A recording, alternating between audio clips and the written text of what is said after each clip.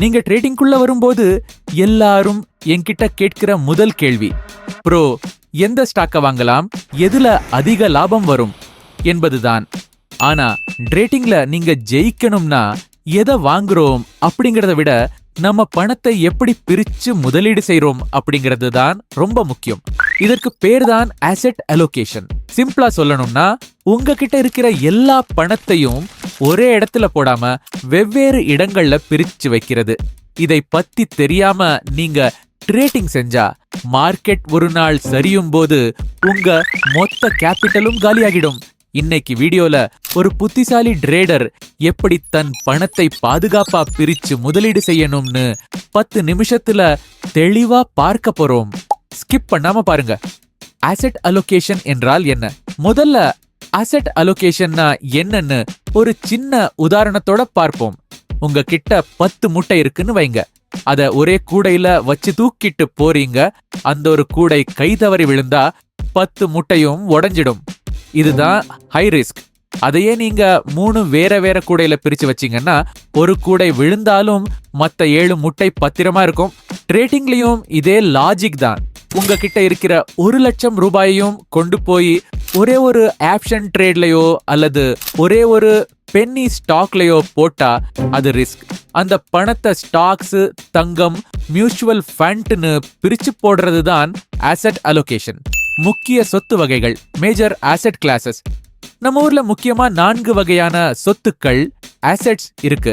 Equity, இதுல risk அதிகம் ஆனா லாபமும் அதிகம். நீண்ட கால முதலீட்டுக்கு இது பெஸ்ட். தங்கம், கோல்ட் எப்போதுமே ஒரு பாதுகாப்பான முதலீடு.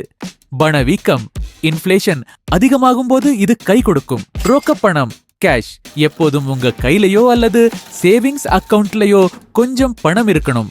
மார்க்கெட் திடீர்னு பயங்கரமா இறங்கும் போது நல்ல ஸ்டாக்ஸை கம்மி விலையில வாங்க இந்த கேஷ் உதவும்.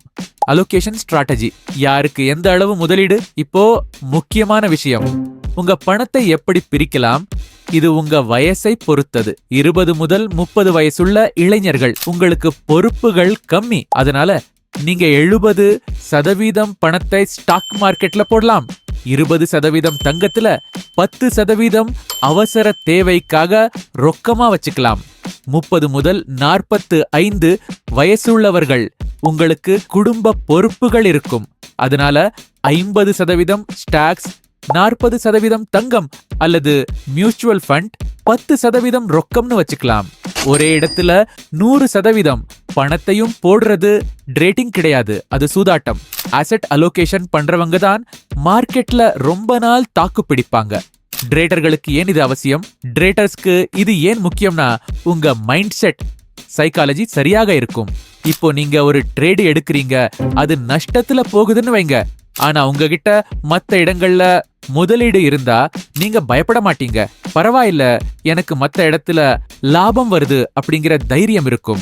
இந்த தைரியம் தான் உங்களை ஒரு சக்சஸ்ஃபுல் ட்ரேடரா மாத்தும். சோ நண்பர்களே, அசெட் அலோகேஷன் அப்படிங்கிறது பணத்தை மட்டும் பிரிக்கிறது இல்ல, உங்க ரிஸ்கையும் பிரிக்கிறது. இன்னைக்கே உங்க போர்ட்ஃபோலியோவை செக் பண்ணி பாருங்க, நீங்க சரியான முறையில பிரிச்சு வச்சிருக்கீங்களான்னு. இந்த வீடியோ உங்களுக்கு பிடிச்சிருந்தா மறக்காம லைக் பண்ணுங்க, உங்க நண்பர்களுக்கும் ஷேர் பண்ணுங்க. உங்களுக்கு ஏதாவது சந்தேகம் இருந்தா கீழே கமெண்ட் பண்ணுங்க, நான் பதில் சொல்றேன். இதே மாதிரி இன்னும் நிறைய டெக்னாலஜி மற்றும் ட்ரேடிங் பத்தின தகவல்களுக்கு இப்போதே சப்ஸ்கிரைப் பண்ணுங்க. அடுத்த வீடியோல சந்திக்கலாம். நன்றி.